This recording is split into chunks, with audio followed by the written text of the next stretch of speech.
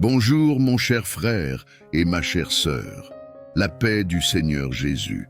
Je souhaite vous apporter un message pour vous rappeler où vous devez placer vos forces, votre foi et votre espoir, et avoir la tranquillité de savoir qu'il existe un Dieu juste et aimant qui veut prendre soin de vous en tout temps.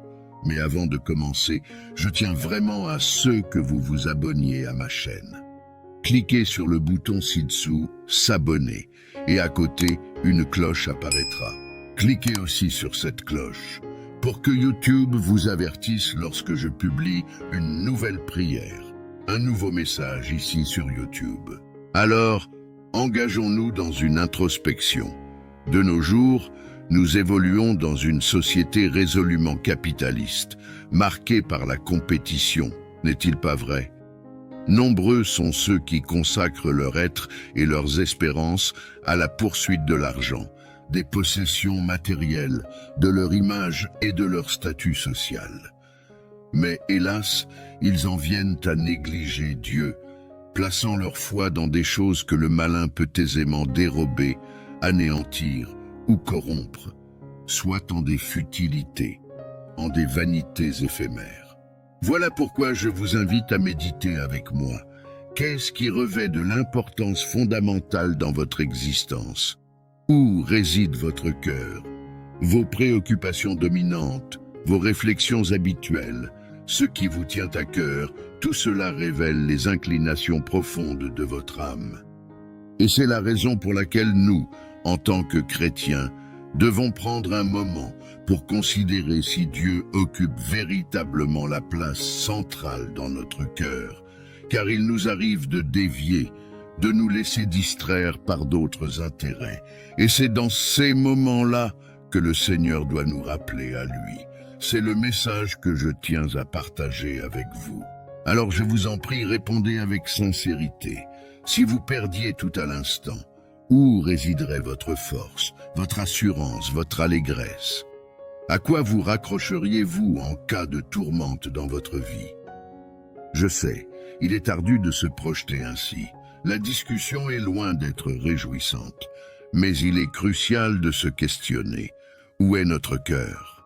Et dans la Bible, nous lisons à propos du prophète Habakkuk. Le prophète Habakkuk traversait certainement un moment très compliqué. Alors, lisons ce qui est écrit dans Habakkuk, chapitre 3, versets 17 et 18. Voici ce qu'il a dit. « Car le figuier ne fleurira pas, la vigne ne produira rien. Le fruit de l'olivier manquera, les champs ne donneront pas de nourriture, les brebis disparaîtront du pâturage, et il n'y aura plus de bœufs dans les étables. Toutefois, je veux me réjouir en l'Éternel, je veux me réjouir dans le Dieu de mon salut. Quelle merveilleuse confession, frères et sœurs! Cet homme de Dieu a dit que même si tout allait mal dans sa vie, il se réjouirait encore dans le Seigneur et se réjouirait dans le Dieu de son salut. Avez-vous remarqué que lorsque vous êtes fermement avec Dieu, il devient la chose la plus importante de votre vie, et vous commencez à voir combien les autres choses sont insignifiantes. C'est ainsi que nous devons vivre au quotidien, dans la certitude que Dieu est notre Seigneur, notre Sauveur, le Dieu de notre salut, comme l'a dit Habakkuk. Alors, mon frère, nous devons mettre Dieu à cette place, à la place où il est le centre de notre vie. Avec cela, toutes les autres choses seront sous son gouvernement, sous son contrôle. Alors même si quelque chose tourne mal, même si cela semble être hors de contrôle, en réalité, Dieu est en train de bouger les pièces. Pourquoi? La Bible dit dans Romains 8, 28 que le Seigneur fait concourir toutes choses au bien de ceux qui aiment Dieu, de ceux qui sont appelés selon son dessein. Autrement dit, ce n'est pas tout le monde qui jouit de cette promesse. Cette promesse est pour ceux qui aiment le Seigneur et pour ceux qui sont appelés selon son dessein. Et nous voyons un exemple très clair de cela dans la Bible, l'exemple de Joseph. La Bible montre que Joseph, il avait un rêve de Dieu. Il marchait avec Dieu. Mais il semble que tout au long de sa vie, les choses n'allaient pas de l'avant, au contraire. Les choses semblaient reculer. Joseph a été injustement traité, humilié, vendu comme esclave. Le diable a voulu tout voler à Joseph, mais en réalité, la Bible dit que dans tout, Joseph prospérait parce que le Seigneur était avec lui. Et au moment opportun, Dieu a honoré la vie de Joseph. Et la meilleure chose qui puisse arriver dans ma vie et dans la vôtre, c'est que Dieu nous élève. Et Jésus a dit que ceux qui s'humilient seront élevés. Jésus n'a pas dit que les humiliés seront élevés, même si Dieu fait cela, mais Jésus a dit, celui qui s'humilie sera élevé.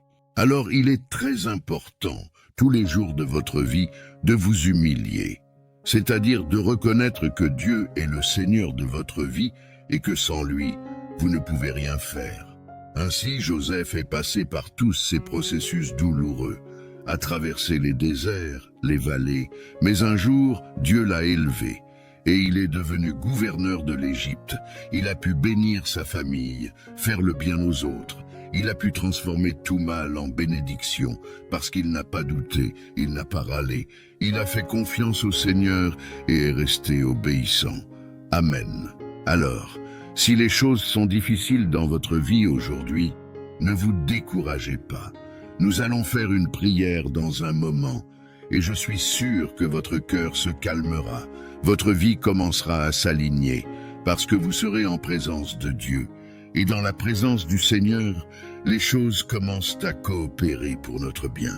Frères et sœurs, et dans le chapitre 24 de l'Évangile selon Matthieu, Jésus a dit que lorsque les branches du figuier se renouvellent et que ses feuilles commencent à pousser, cela signifie que l'été est proche. Autrement dit, si le figuier fleurit, c'est parce que de bons temps sont à venir, mais s'il ne fleurit pas, c'est parce que le bon temps n'arrive pas.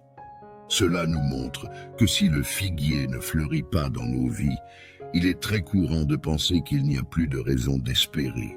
Parce que notre humanité, notre faiblesse, nous fait croire que vivre en paix et avec joie face aux difficultés de la vie sera impossible. Mais nous devons être comme Habakkuk, parce qu'il ne pensait pas de cette manière. Il était sûr que même si le monde s'effondrait devant ses yeux et qu'il n'y avait plus d'espoir pour des jours meilleurs, il se réjouirait encore dans le Seigneur et le louerait encore. Et avec cela, le prophète veut nous enseigner que quelle que soit la taille de vos problèmes, vos blessures qui font mal à votre âme, vous devez louer le Seigneur, parce que le Seigneur est celui qui vous apporte la paix, vous donne la force, et surtout, c'est lui qui vous habilite à surmonter tout dans ce monde, et c'est lui qui vous donne la victoire. Amen. Et si nous analysons, frères et sœurs, Dieu a déjà tout fait pour nous. La Bible dit dans Romains chapitre 8 qu'il n'a pas épargné son propre Fils. Comment ne nous donnerait-il pas aussi gracieusement toutes choses? Autrement dit, Dieu nous a déjà donné l'essentiel. Dieu nous a déjà donné Jésus, qui est mort là sur la croix et nous a assuré le salut et la vie éternelle. C'est la chose la plus importante. Alors, si vous comprenez que vous êtes déjà riche des bénédictions de Dieu, que vous n'êtes plus misérable, mais que maintenant vous êtes béni par Dieu, les choses commencent à changer. Vous commencez à voir le monde d'une autre manière, parce que maintenant, vous comprenez que vous êtes du côté du vainqueur, et vous êtes plus que vainqueur parce que vous êtes avec lui. Amen. Alors, arrêtez de placer des choses et des personnes au-dessus de Dieu dans votre liste de priorités. Faites plutôt comme l'apôtre Paul, qui a déclaré que la grâce du Seigneur lui suffisait et qu'il se réjouirait maintenant dans les faiblesses, les insultes, les besoins, les persécutions et les angoisses. Alors, mon frère, vous serez surpris de ce que Dieu fera dans votre vie si vous êtes fermement ancré dans le Seigneur, en le regardant et en vous réjouissant en lui. Les problèmes deviendront petits et vous grandirez chaque jour dans la foi, dans la grâce, et Dieu ajoutera à votre vie ce qui est le désir de votre cœur. Amen. Alors, fermez les yeux et je veux faire une prière pour vous maintenant. Et vous allez vous concentrer sur Dieu et de tout votre cœur, demandez au Seigneur d'entrer dans votre vie. Vous qui n'avez pas encore donné votre vie à Jésus, ne tardez pas, frères. La meilleure chose que vous puissiez faire dans votre vie est de vous repentir de vos péchés et de confesser Jésus comme votre Seigneur et Sauveur. Amen. Cette vie ici ne nous donne aucune garantie. Cette vie ici n'a pas d'avenir. Elle n'offre pas d'espoir de jours meilleurs. Mais nous qui avons Jésus, nous savons qu'il est allé nous préparer une place, une demeure, et ce sera une joie éternelle en présence de Dieu. Alors, si vous donnez votre vie à Jésus maintenant, vous pourrez être sûr de votre salut, car le salut vient par la grâce, non par nos œuvres, pas par notre mérite. C'est tout parce que Dieu nous a aimés en premier, et il a envoyé son Fils mourir sur la croix pour nous. Amen. Fermez donc vos yeux et entrons en prière. Seigneur mon Dieu et Père, quelle joie d'écouter une parole qui nourrit notre âme. Quelle joie de quérir ta présence de tout notre cœur. Ô Dieu, ne nous laisse jamais dans l'abandon. Mon Père, cette personne qui éprouve un vide dans son âme, elle est souvent perplexe car tout semble là, et pourtant il semble manquer l'essentiel, car ta présence lui fait défaut. Seigneur, au nom sacré de Jésus, pardonne ses fautes, panse ses plaies, fais ton entrée dans cette demeure, dans cette existence. Offre la rénovation de l'âme, et à cet instant, je me fais l'intercesseur pour cette âme, te suppliant, Père, de déverser tes bénédictions, d'infuser, Seigneur, la joie du salut que toi seul peux octroyer. Et au nom de Jésus, je condamne toute entreprise maléfique, tout agissement de Satan à l'encontre de ces êtres, de cette personne qui s'offre maintenant à Jésus. Ô mon Père, que cette âme puisse embrasser le pardon, la guérison et par-dessus tout le salut qui ne vient pas des œuvres mais de ta grâce. Jésus, je tiens à te remercier car tu nous as aimés le premier, alors même que nous étions pécheurs, ennemis de la croix. Je t'implore, Jésus, de transformer notre destinée. Seigneur, tant de personnes m'écoutant en ce moment vivent dans le désarroi. Leur existence est chaotique. Rien ne semble fonctionner. Mais je crois que dès que tu interviendras, les choses se mettront en mouvement, la prospérité suivra. Au nom de Jésus, mon Père, modifie la situation financière, améliore les relations conjugales, cette personne qui ne peut pas avoir d'enfant. Ô Dieu, fais d'elle une mère comblée de joie. Père, je le proclame au nom de Jésus. Seigneur mon Dieu, cet individu célibataire, en quête de son âme sœur. Jésus, dès ton entrée dans sa vie, je crois, les choses s'aligneront. Tu prépareras un compagnon béni, une compagne bénie, Père. J'ai foi en toi pour guider ses pas et faire concourir toutes choses à son bien, au nom de Jésus. Mon Père, cette prière est la plus cruciale que nous formulons à cet instant. Pour beaucoup, c'est l'amorce d'un nouveau chemin de prière qui débute dès aujourd'hui. Et toi, Père, accueille cette supplication, se pleure devant ton autel, cet individu qui appelle ta miséricorde depuis les cieux. Jésus entre maintenant dans cette vie, pardonne, restaure, guérit, libère. Jésus apporte la paix qui surpasse toute intelligence. Change la donne, Jésus. Face aux discordes familiales, aux multiples tribulations au sein de cette famille, prends pitié, Seigneur. Que dès demain, cette personne commence à percevoir le changement, à témoigner de la transformation que tu opères.